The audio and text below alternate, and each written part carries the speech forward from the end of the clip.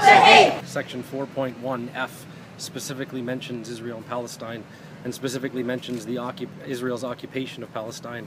But we haven't heard that from you at all since the conflict began, the word occupation. I'm wondering why there's a conflict there seemingly between the official policy of the party and your words. The official policy of the party that I'm following is the same official policy that Jack Layton followed.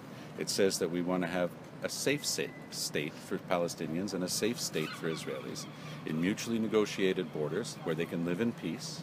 And we also say that it has to be respectful of international law and UN resolutions. Those UN resolutions, for example, notably call for return of Palestinian land.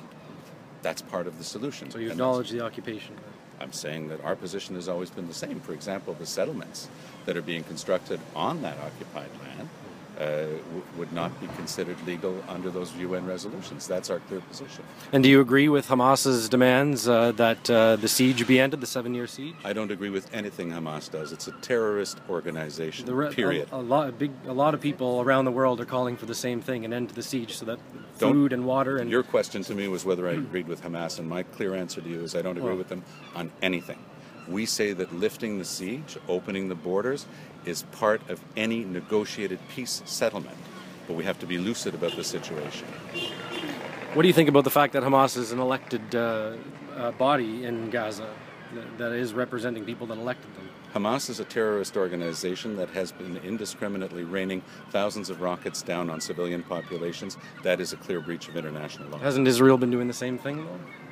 Raining thousands of rockets down unprovoked? The answer to that is no. There's been over 1,000 civilians killed in Gaza, and there's been 3 in Israel. That's why in our statement on Friday we said the situation is horrible.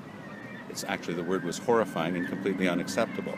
That's what we said. We've called that out. We named the IDF as being responsible for it. But let's not mix two very different things. All right, thank you. Hi. We know each other. We were playing the fiddle chorus last night. Oh, that's great.